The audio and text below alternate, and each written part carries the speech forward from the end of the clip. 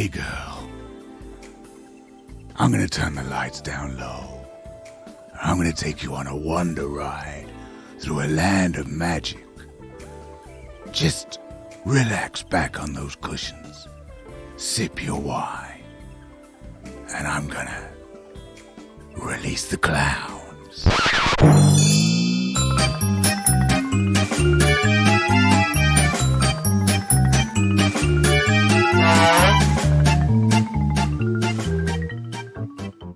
Hello, and welcome to a special series of Release the Clowns episodes in which we talk to the writers of the show and get them to pick some of their favourite sketches and talk to us about them to explain why they did what they did and whether they were happy about it and whether they think it's big and clever.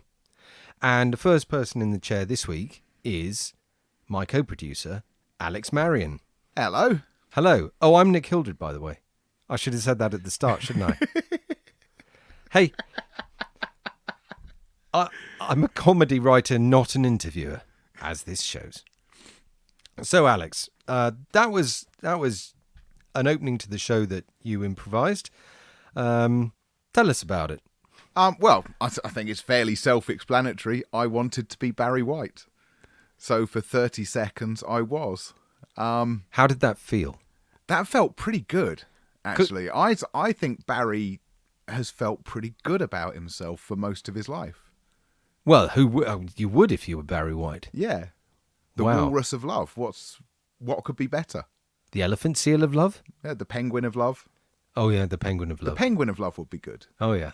Penguins are very loving, so And pretty good parents. excellent parents Yeah, lovely parents. and considerate lovers. Apparently so. So, Alex, do you want to tell the listeners why we're doing this? Well, so basically what's happened is we've run out of sketches. Yep. We've managed to keep ourselves going through lockdown, through having a big backlog of sketches already recorded and doing lots of monologues that people have been able to record in their own home. But we finally reached the point where the vaults are empty.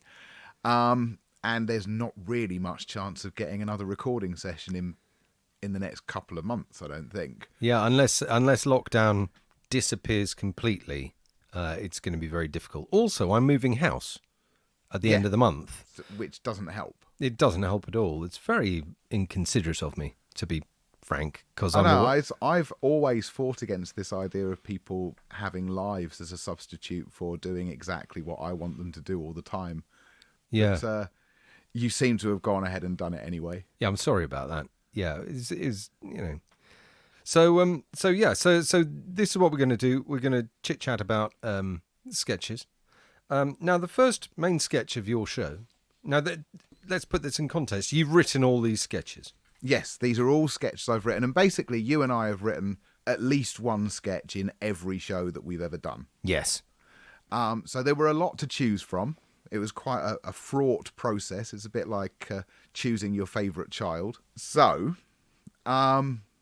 we got it down to 5 or 6 sketches each, and the first one I've chosen is... So you want to be a detective? So you want to be a detective. And the reason I've chosen this is partly because it's just wonderfully silly. Yes. It takes an idea that we're all familiar with, the idea that all detectives on film and television are frankly incapable of actually doing the job of detective, and takes it as far as we can go with it. But really the reason I've chosen it is actually because the performances, particularly from yourself, Nick, and Gemma, are just brilliant. The way Gemma says department That's cracks brilliant. me up every time. Yeah, Kowalski.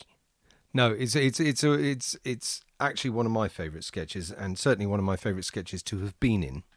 Thank you for writing a part for me. As you're very welcome. So, should we have a listen? Okay.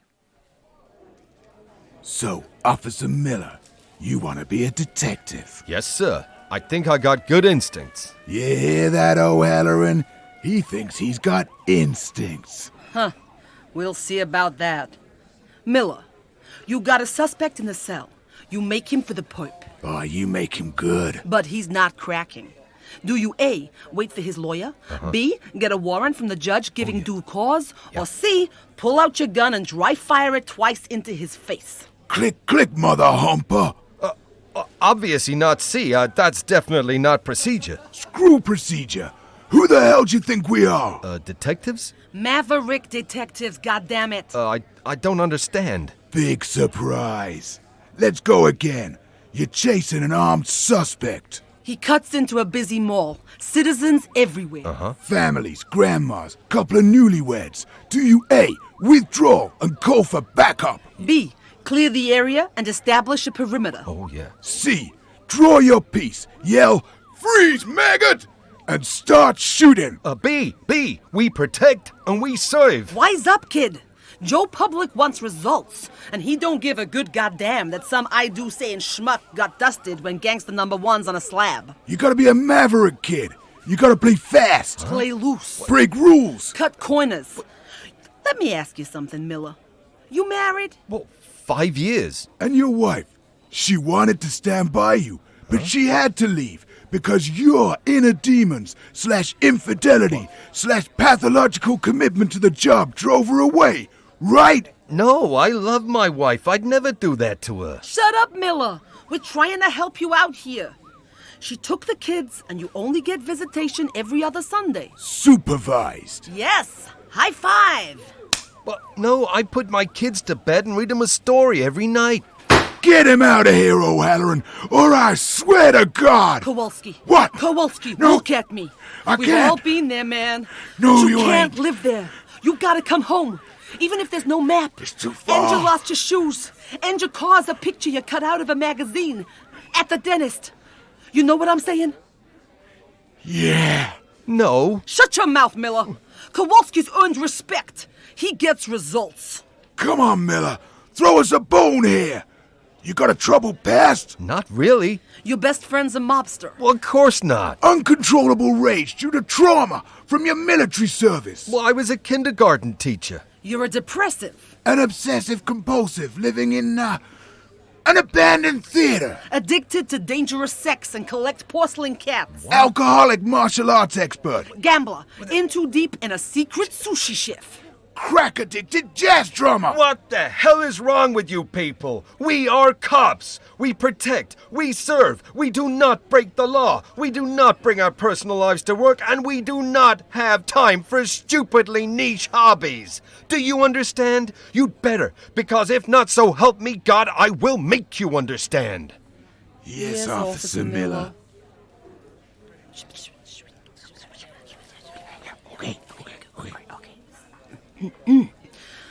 Could you say... Yell. Outright, yeah. Could you yell, I am sick and tired of you two knuckleheads bringing down heat from City Hall on this department? I am sick and tired of you two knuckleheads bringing down heat from City Hall on this department. Neat. Try.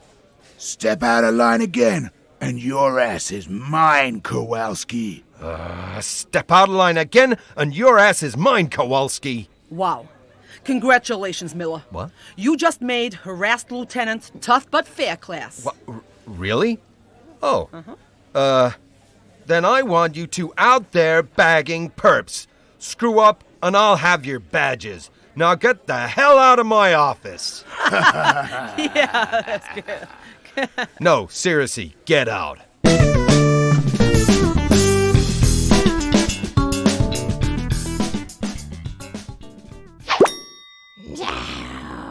Release the clown's precious. Now, at this point, I feel like I should chuckle, because that's a funny sketch. But since I haven't actually just listened to it, it'll come across as a bit fake. Me going, oh, Alex, oh, that was brilliant. But, Alex, that was brilliant. So well done. Which, that sounded infinitely more sincere. You're welcome. Parkinson never has this problem, does he? Oh, No. that's because he's a professional journalist Yeah, he's a professional. who has an actual set of questions to ask. I did actually have a set of questions to ask at the top. If you want to, do you want to hear one of those? Yeah, let's hear one of those. Name, rank, and serial number. Go. What does that even mean? I don't know. I thought it'd be. Is this an interrogation now? Am I actually in a torture situation? Yes. Well, it's torture for me. I mean, I. Kowalski, Detective, 666. Ooh, bold. What do you do on Release the Clowns? I love the way you asked that in a faintly accusing tone. Well, it's just I'm curious. What do? I write. Yeah, that's true. I perform. Yeah. I network. That's the other good thing you do. Yeah, lots of networking. I arrange piles of scripts in neat orders and cast the sketches. That's true. They kind of cast themselves, though, surely. No, they don't. In the same way as sketches write themselves. That's it's like a good saying idea. they record themselves, Nick. Yeah, exactly. So is that what we're going to do when we get to yours? What do you do, Nick? Guys sit in the studio and I record, but they kind of record themselves, don't they? They do. Once you press the button. So here's a question: what factors guided your choices of sketches for this compilation? I wanted the ones that made me laugh the most when I wrote them. That's so selfish. Yes, it is entirely, but then they are my choices. So Oh, it's all about you, isn't it? That seems reasonable to me. I wanted ones that where the performances had really stuck in my mind from the rest of the team. I wanted sketches that showcased the whole team as much as possible, and then I wanted ones that we hadn't already highlighted in best of shows as well, because there were quite a few I had to leave out that I ideally would have put in here, but I sort of put that stricture on myself that if we've already put them out in their own episode and in the best of, then I wouldn't use them. So that's why Leonardo isn't in this list. Yes, sorry, Brian Cox. And the wonders of the Brian verse are not here. But I think especially in Leonardo da Vinci, that sketch is brilliant. If you haven't heard it, it is in the history special. What episode and number is that? 20-something. 26? 26. 24? Yeah. But if you get the chance and you haven't heard Leonardo, it's beautiful. As Leonardo invents things like the theme all park. his things. All his stuff. All his things, and puts them in a theme park. Yeah. Okay, let's go on to our next sketch. This is a runner, the first of a runner.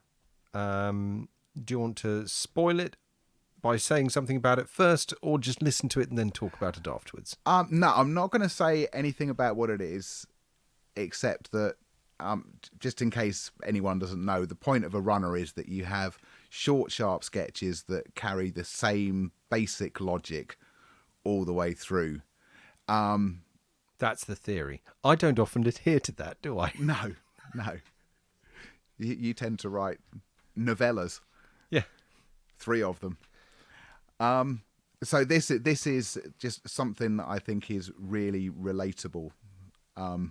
So yeah, let's hear it.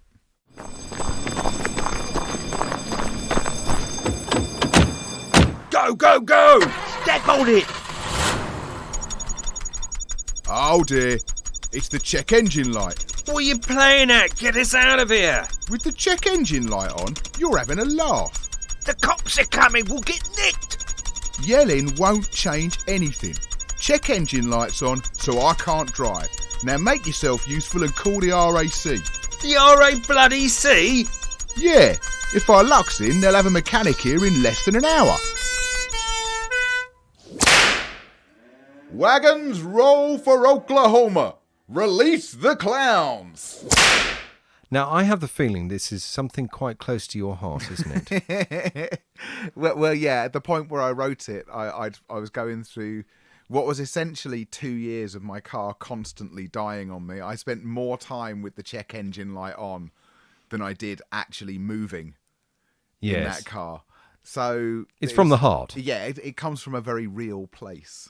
And just remind me, no, you've got a really sensible car, haven't you? Like it's Golf or a Volvo. No, it's something that doesn't usually go wrong. Oh no, you've got a Saab. A Saab, yes. Yeah, and it's just not an ordinary Saab. It's a convertible. Convertible Saab, and yeah, lovely car. Lovely car. Bit of poke. It does look lovely.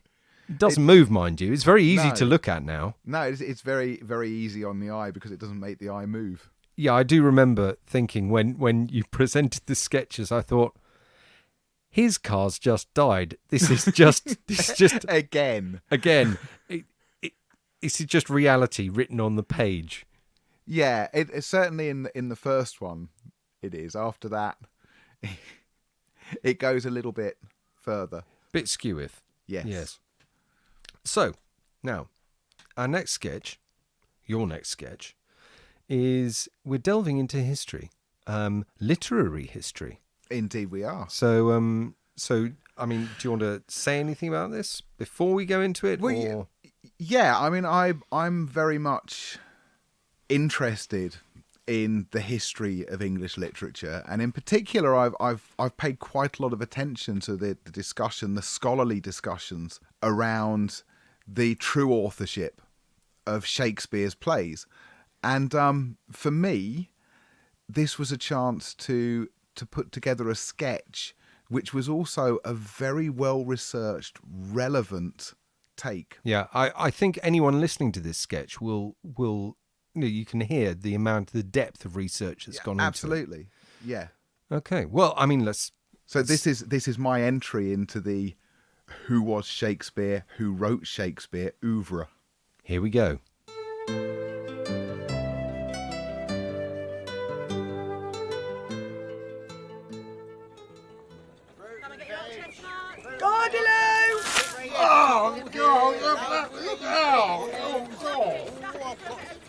Gordalo!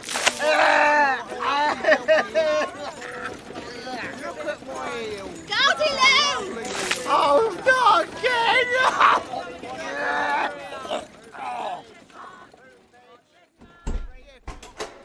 Master Millington, Master Shakespeare is here to see you. Excellent, Liza. Do send him in.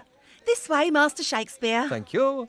Bill, sit ye down, sit ye down. Good morrow, Thomas. You wish to see me? It's about your new play, Bill, Hamlet. Ah. You've done it again, haven't you? You've stuck me with ye firsty drafty. What? I don't know what you mean, Thomas. Hamlet is my masterpiece, an exquisite meditation on the contradictions of existence itself. Really, Bill? Exquisite? Yeah. Let me read you something.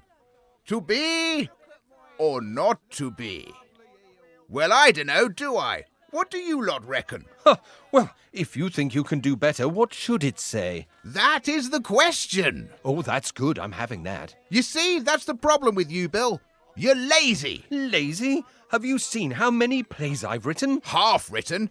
You put together a good story, I'll give you that, but you can't be bothered with the dialogue. Then no. you come in here with your half-baked scripts and expect someone else to fix it for you. Oh, yeah. Give me one other example. I can give you dozens. Remember Romeo and Juliet? Ah, my star-crossed lovers. That was a smash. Eventually, once we'd fixed things like, Romeo, Romeo, is that you buggering about on me trellis? Yes. Thank heavens Kit Marlowe was around to do the rewrites. I mean, look for me tomorrow and you'll be wasting your time. I'm clearly a goner. Come on, Bill. Okay, I'll give you that one, but that's it. Not by a country mile. How about this?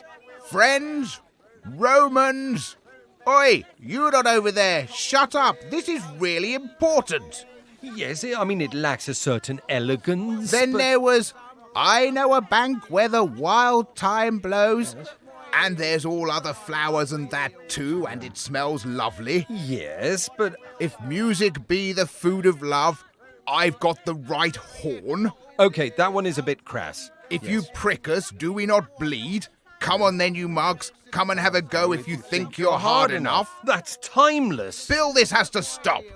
It's costing me a fortune. I've got the Earl of Oxford on a retainer, and he's not cheap, you know. I can't even afford the rent. Let me in there. Let me in there. He owes me money. Oh, my money.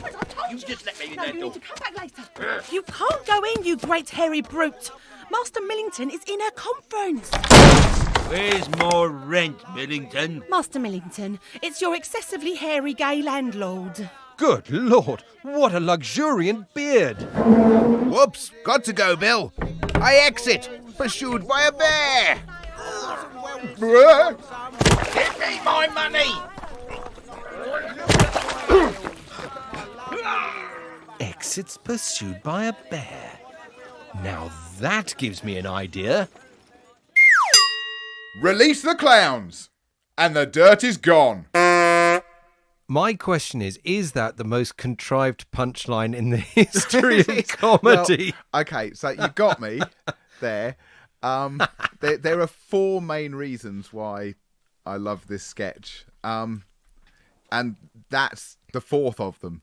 That there is something extremely satisfying in how hard I worked to get exit pursued by a bear into that sketch. It's genius. The third thing I really like about it is it's yet another example of Phil Nice's persistent ability to steal scenes Yes. with the minimum number of lines. And Phil Nice is unfortunate man in street Yes. in that sketch, and he's just brilliant. Getting buckets of excrement thrown over him. Absolutely. Brilliantly, It's of course. as if he was born to it.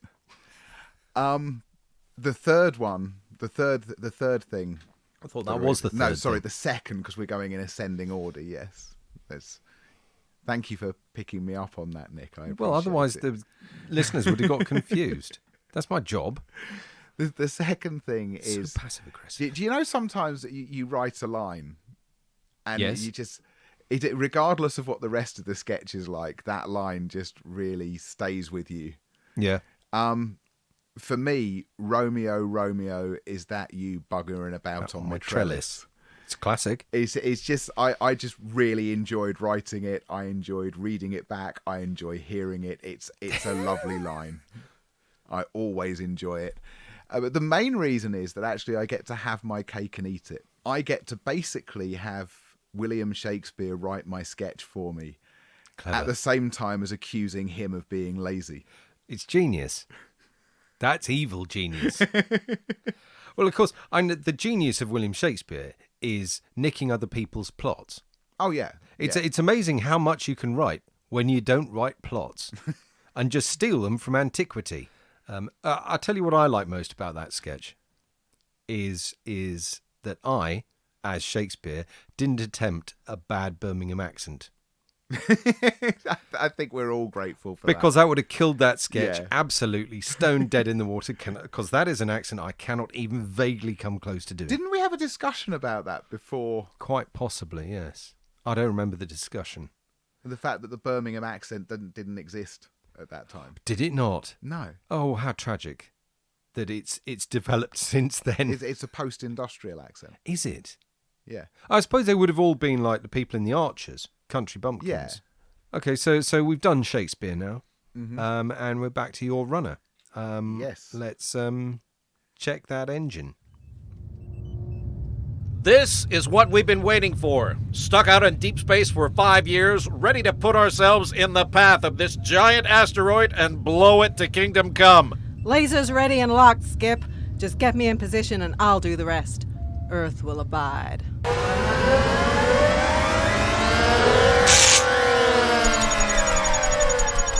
Oh dear, it's the check engine light. Gun those engines, damn you! The fate of humanity depends on it! With the check engine light on, you're having a laugh. If you don't go this second, Earth will be toast. Yelling won't change anything. Check engine lights on, so I can't fly. Now make yourself useful and get Starfleet Command on the line. Starfleet Bloody Command? Yeah, if our luck's in, they'll have a mechanic here in less than a year.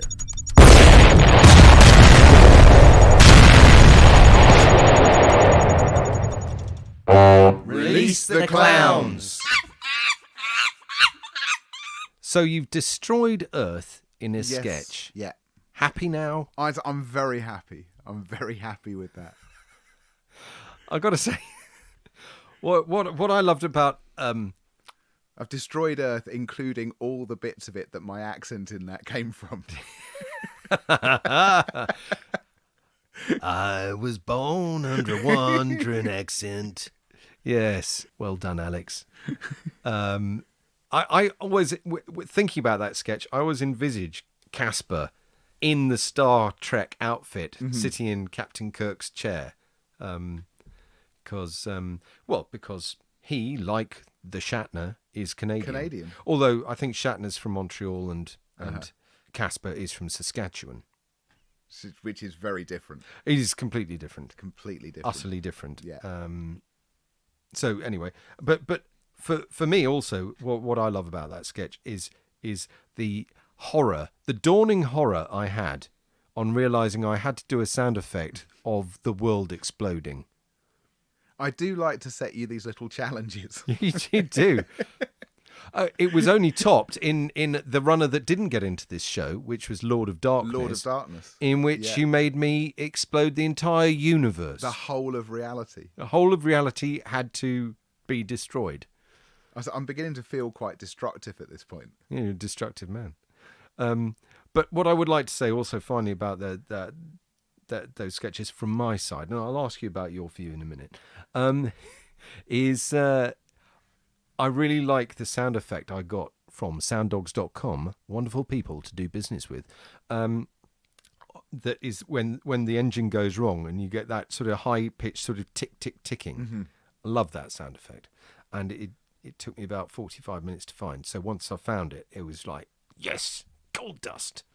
Well, I haven't said this so far because if I said it too early, I'd be saying it about every sketch. But the work you do on the production, the editing of every sketch, I never feel, is this something that I can't write because we're not going to be able to do it? I always know that somehow you're going to find a way, even if, as in Mission Impossible, the mission. Oh, yes. You end up having to use 49 different sound effects. My goodness. For those of you not familiar with The Mission, the sketch The Mission, it involves the, is it Gordon Sutherland Highlanders? Or was it just the Argyle and Sutherland Highlanders bagpipe marching band parachuting out of a Second World War plane that's passing overhead? Yeah, well, they're the second military band in it. Yes.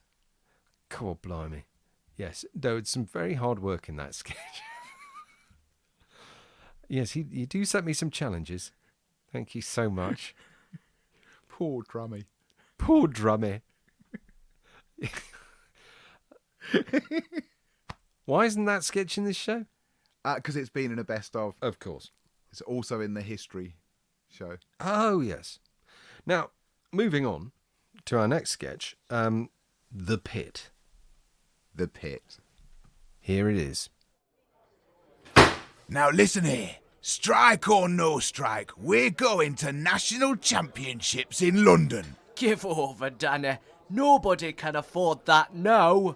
Aye, we've more to worry about than music, you know. Is that right, son? Well, you listen to me. This community's seen dark times before, but through war, recession and forces of bloody nature, there were one thing that kept us going. Batley Holt Colliery Urban Music Collective. It's true, lad. Whatever else they took from us, we always had grime and dubstep. All week we'd cook coal. Then at weekend, every urban music collective from every pit would march through valley spitting bars and busting moves. My granddad always said there are only two things in life man can truly rely on. Drums and bass. He were a fine junglist.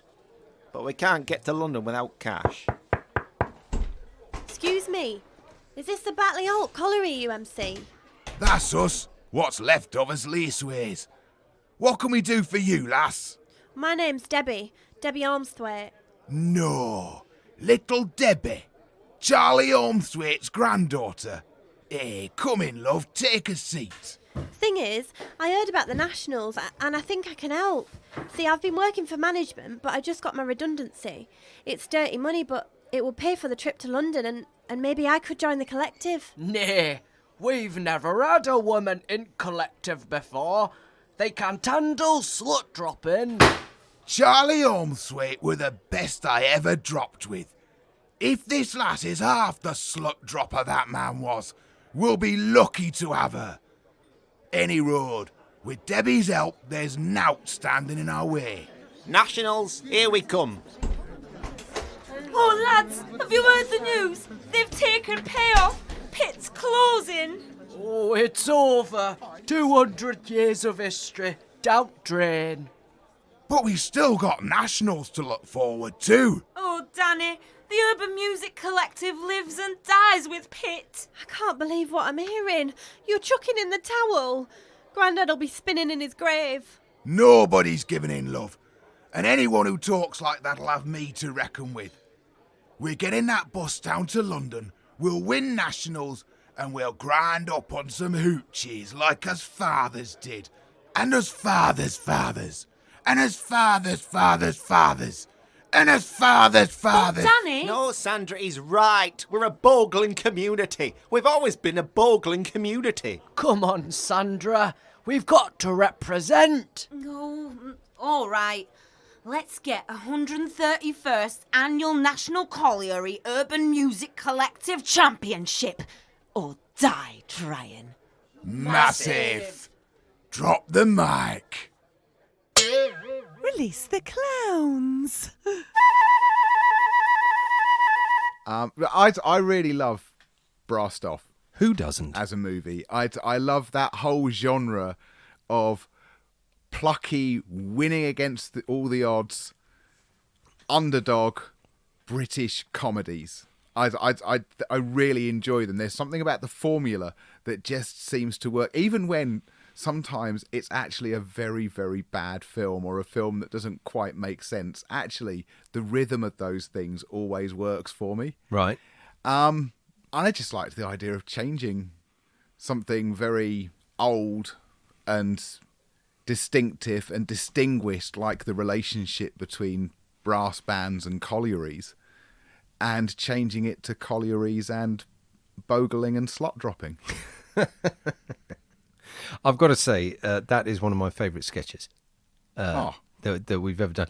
I mean, not just the writing, everyone really... I remember on the day that Tim and Marco and I think all of you went from the dining room, which is normally where we sit around the table and do read-throughs and that, but they went from there into the sitting room, which is at the other end of the house, to really practice that while I was in the studio with other people doing other things.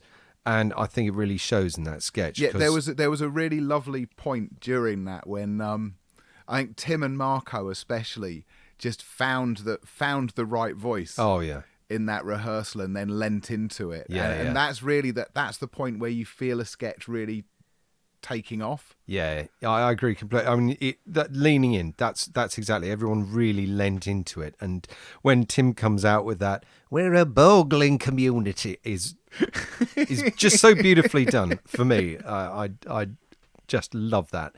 And he lends it real gravitas. he actually gives it a genuine dignity. Yes, it's just and that whole thing, Amy's character, the first one who comes in, she's like the sort of young, idealistic, full of hope, and that sort of character is so typical of those films. Yeah, and the nice thing about that is it was good to have someone from Yorkshire actually in the sketch, because Amy is the only person in that sketch who's from Yorkshire, unless you're hiding something under a bushel. I'm not. I'm from many places, but not Yorkshire. No, Fareham isn't anywhere near Yorkshire, is it? It's not. Nowhere near Yorkshire.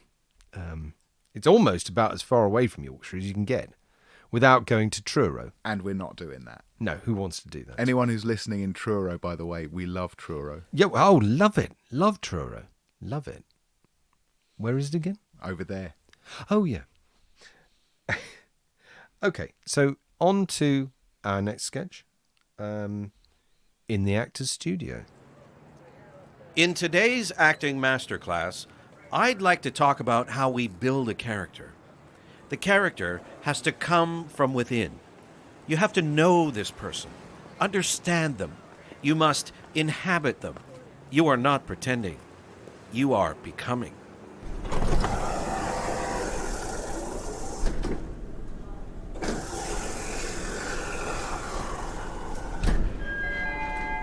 It's sales week at Trouser World. Zip over to our chino section to pocket a great deal before they fly off the shelves. When building a character, I find it helpful to begin with a place. He's in a clothes shop. Why? What is his intent? His trousers are worn. He needs some new trousers. What sort of trousers would someone like him wear? How about these? Are these like his father's trousers? How do I feel about my father? First person. I am becoming. Hello there, sir. Can I help you at all? When you truly inhabit your character, you are comfortable interacting in the moment with the world around you. Someone's asking if they can help me. Can they help me? Can anybody help me? What sort of help do I need from someone like this? What did they have for breakfast today? Yes, you can help me. These trousers are like my father's trousers. I think this makes me sad. I'd like to buy these trousers. Okay. If you'd just like to follow me to the till, we'll take care of that. It's important to keep any actions your character takes within the realm of the possible. If your character is not a superhero, then he cannot fly. If she is not a surgeon, she cannot perform operations. My character does not have 40 pounds. He cannot buy these trousers. Why not? He hasn't worked for 2 months. Why hasn't he worked for 2 months? Is it because nobody understands him? However, remaining within the realms of possibility does not mean one cannot subvert expectations. Sir! Stop! Always explore the space fully. Officer, we've got a shoplifter. Yeah, I can see him. He's hiding behind that ornamental cheese plant. Come out, sir. I need to talk to you. The motivations of other characters should inform the actions of your own. There is a police officer here. What does he want? What makes him tick? What would he drink on a Saturday night? He's approaching me. Am I a renegade? How would a renegade respond? A renegade is proactive. Charge! Sir, stop! Stop, sir!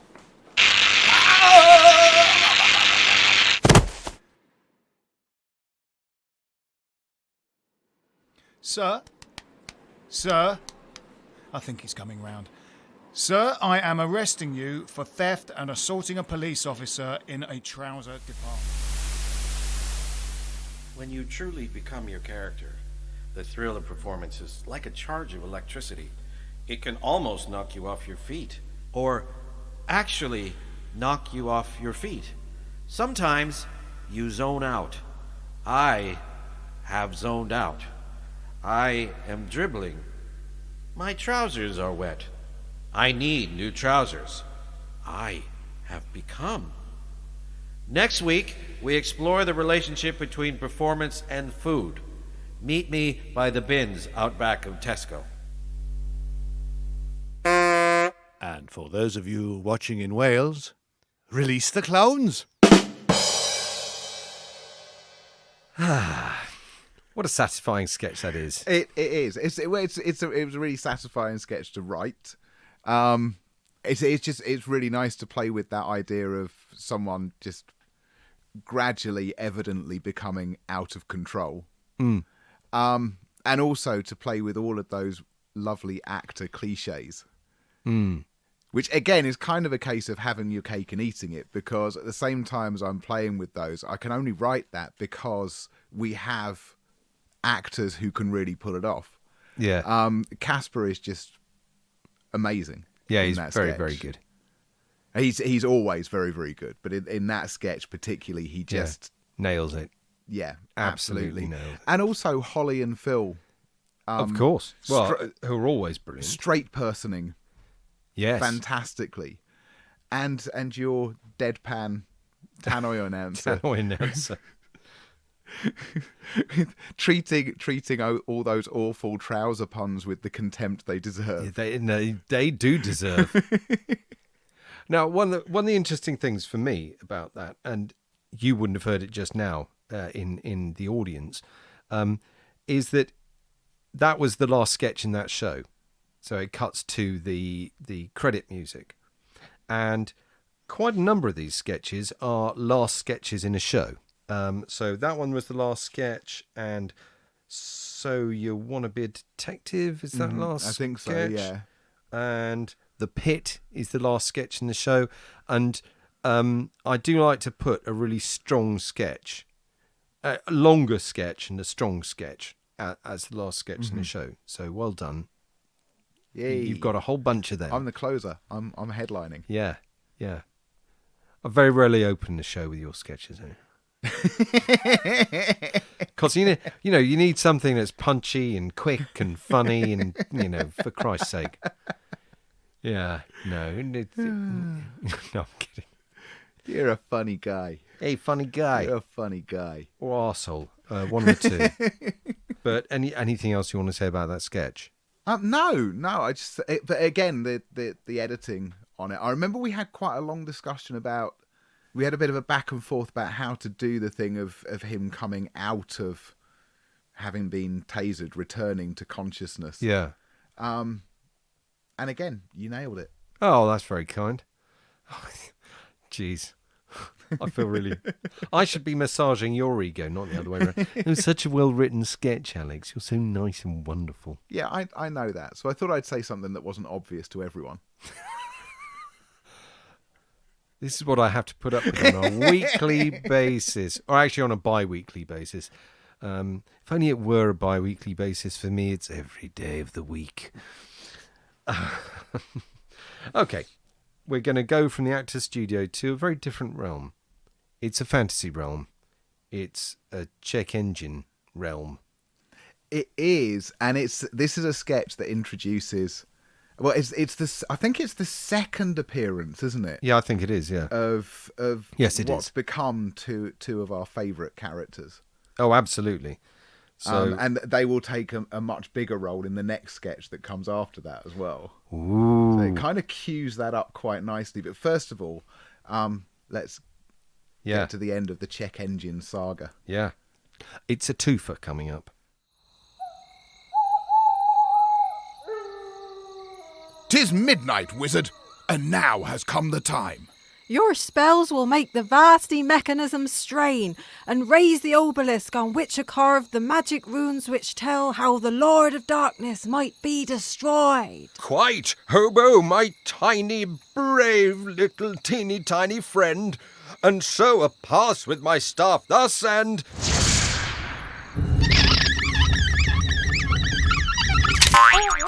Oh dear, 'tis the check engine sigil. For pity's sake, Dangalf, raise the obelisk, lest darkness fall upon Middle-earth. With the check engine sigil on, you're having a laugh.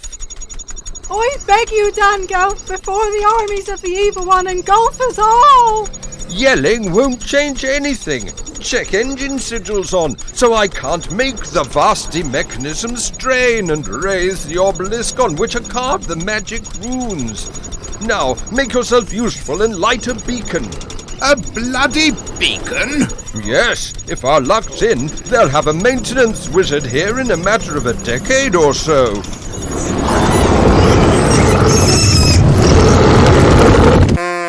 Release the clans. So it's a show-ending sketch yet again. And also the destruction of all creation again. Yeah. I thought that was just Middle-earth that time. Yeah, I suppose it is Middle-earth, yeah. God blimey. If I'd realised when you brought that runner-up originally that I would have to blow up Earth and Middle-earth in the same sketch, blimey. Or in the same set of sketches. I just think you and Karen as Dangalf and Hobo it's just an enduring partnership. I do love that character. Oh, Hobo, my teeny tiny little furry-footed, stupid-minded, fluffy-eared little friend.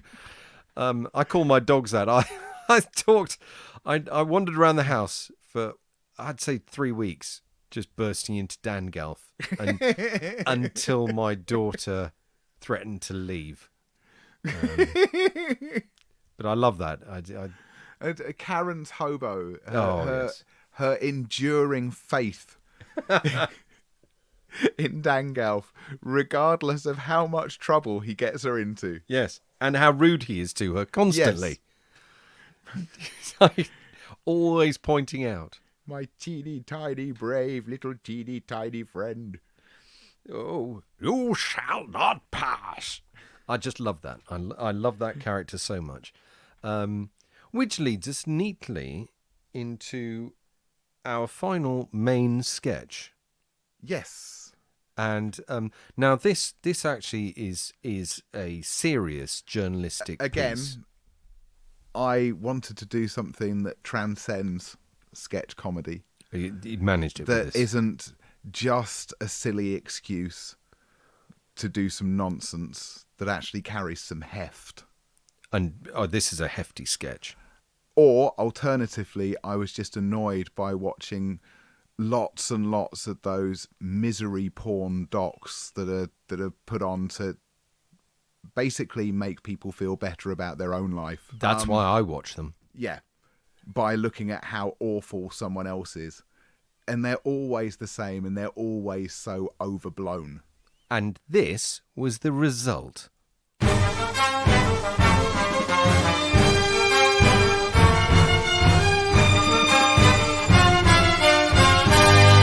Tonight on Watch Out! You could be next! The hidden scourge blighting the lands. You don't even feel safe letting your kids play out no more. Vulnerable young people plucked from their communities and sent into danger. When he asked me to carry something for him, I didn't think twice. Cannon fodder for the shadowy schemes of men like this. Mr. Gow, why don't you want to talk to us? Oh, Hobo, my tiny, brave, little, teeny, tiny friend. Welcome to the nightmare world of the Mordor lines.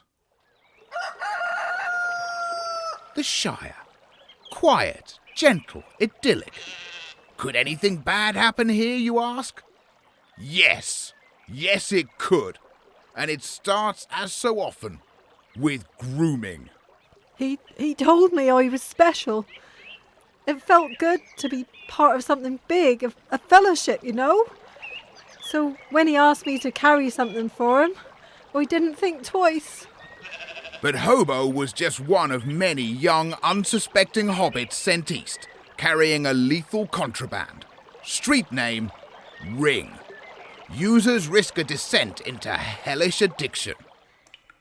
Gollum, we want it, the precious. But even those who don't succumb are in terrible danger, trapped in a nightmare from which there seems no escape. He sent me off with these blokes, all tooled up they were, with axes and swords and that. Really violent and all. Oh, he was terrified, but what could I do? But it wasn't just young hobbits like Hobo who suffered.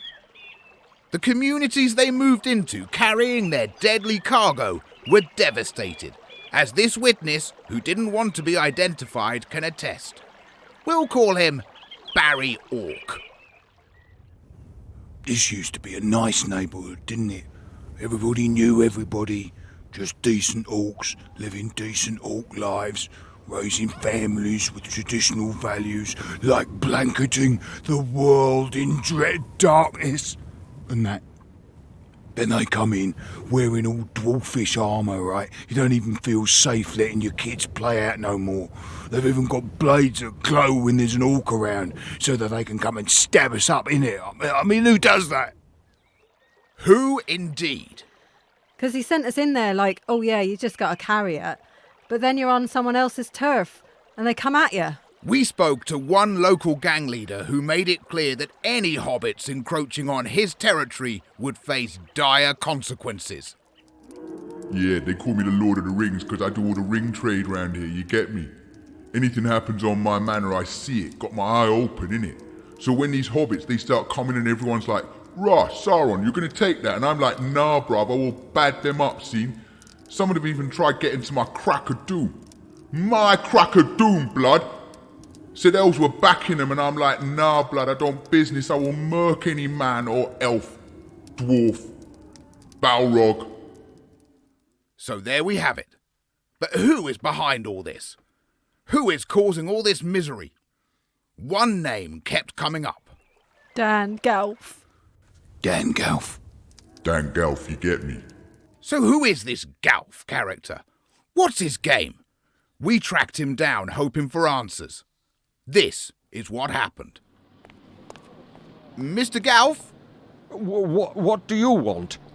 I'm from TV's. Oh. Watch out! You could be next! And we want to talk to you about Mordor lines! Oh, yeah. We've spoken to Hobo, Mr. Galf. He told us everything. I have nothing to say. I'm just an innocent quest consultant. Mr. Galf, why don't you want to talk to us? Oh, Hobo, my tiny, brave, little, teeny, tiny friend. I told you not to talk to the bloody press.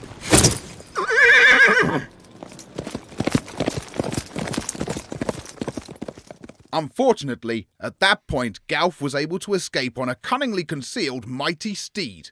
But rest assured, we will continue to hound him until we finally cut off his Mordor lines. Next week, returning kings, rulers, or rogues. Until then, watch out! You could be next! Step away from the vehicle, keep your hands where I can see them, and slowly release the clowns. What a satisfying sketch that is.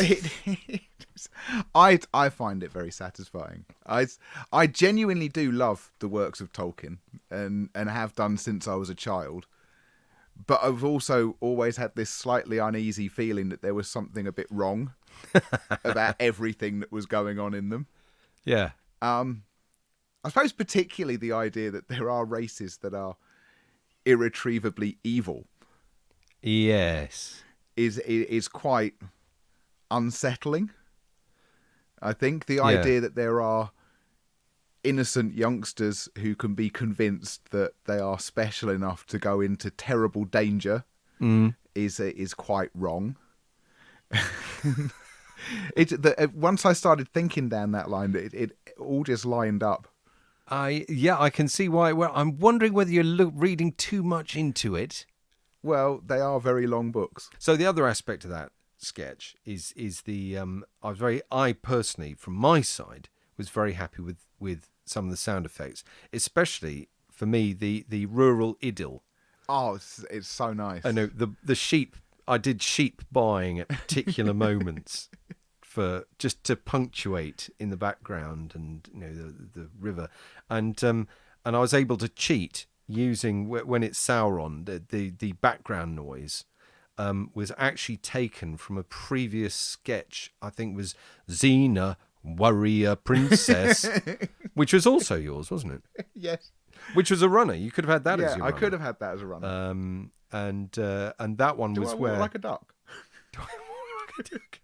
Do I walk like a duck? I think I walk like a duck. And she, I think she's in Hades. And that was the background noise I did for Hades, you see. So I'm always... Because I'm a lazy sod, I do like to reuse... If I've created a thing like that, hell... The sound of people wailing in hell. Why would you do it twice? Why do it? Why reinvent the wheel? So I was very happy to be able to do that. Also, I think because if I remember rightly, my direction for the Sauron voice was that voice they use in all those misery porn docs that makes everyone sound like they've got a cold. Yeah. which I'm not sure is the best possible description of it, but you got it absolutely right. Well, it's very simple. I just pitch shifted your voice, I think 2 or 3 tones down, or semitones down. Ta-da! And I think I did a bit of a woofle round the edges on the EQ, but apart from that, a woofle. Yeah, woofle. Is that a technical term? It is, like a spoffle. The spoffle and the woofle. If anyone listening doesn't know what a spoffle is, it's the foam thing that you put on a microphone to stop the wind buffeting it, as coined by, what's his name? Hugh Laurie. Hugh Laurie, that's it. Thank you. So, again, that sketch led us into a show ending. You are Mr. Closer, clearly. I am the closer. You're the closer. Coming soon on Release the Clowns, the closer. So that brings us pretty much to the end of the show. Although not quite, because after the credit sequence, there's a little tidbit extra for you, you lucky people. And all I'm going to say about that is, if you've got a genuine thesp like Barnaby Edwards hanging around, oh yeah, you let him go Shakespeare. You've got to. I've seen him in Shakespeare, in Brixton actually, in Brixton and also somewhere else. He played Malvolio. That's a good role. Yeah, in a little fringe theatre in central London, many years ago, before he became big. I also saw him do Shakespeare at the Globe, Merry Wives of Windsor. Ooh. He's very, very good. And he also did Shakespeare for us. So that's something to look forward to after the credits. All there is for me to say is thank you very much, Alex Marion, for writing such wonderful sketches and being all-round amusing chap. Thank you very much, Nick. Thank you. Thank you. No, thank you. No, thank you. Thank you. Who's in charge here? I thought it was me. Oh, yeah. Thank you. Release the Clown starred Casper Michaels, Holly Meacham, Phil Nice, Gemma Layton, Alex Marion, Karen Morden, Phil Whelans, Amy Holmes, Nick Hildred, Lenny Pickard-Daphnis, Tim Keeling, Marco Chu and Barnaby Edwards. It was written by Alex Marion, all on his own without any help from anyone else. The social media chief cook and bottle washer is Dan Willis, and the show is decorated with bunting by Nick Hildred and Alex Marion. Now, do you have a favourite Release the Clown sketch? You do? Well, don't hide your opinion under a bushel. Tell the world all about it. Tweet us at ClownsHQ or head over to our Facebook page and post your thoughts on the subject of your favourite Release the Clown sketch. Not just any random thoughts that happen to be floating through your head at the time. I mean, that would just be... Oh, that would be classic social media. But hey, why be predictable? Tell us all about your favourite sketch, and that'll be fine. See you in 2.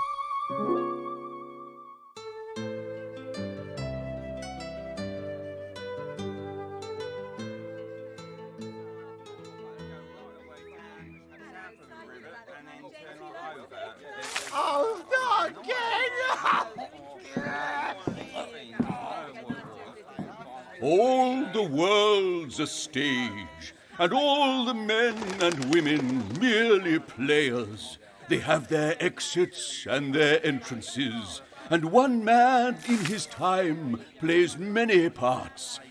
Like probably 3 or 4, at least. It's got to be that many, hasn't it?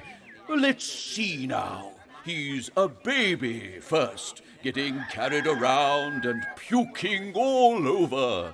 Then he's a boy, and he has to go to school. He doesn't want to go to school, does he? But he does.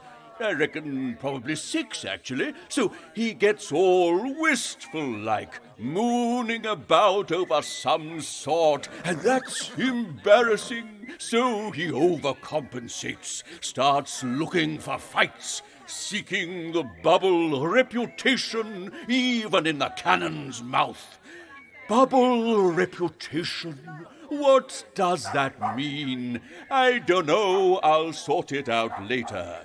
After a bit, he gets all cozy with life and goes a bit chunky. And then he's an old geezer, all pipe and slippers, till in the end he's proper doddery. He's lost his hair, he's all squinting like, what's that? And he's got no teeth neither. So he's like a baby, sort of full circle, you know. Shame, though, in it. Ooh, that's 7. 7 ages. Blimey.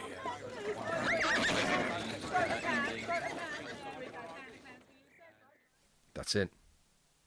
Are you happy? Yeah. Go on. Sirrah, Sirrah. What? What the fuck?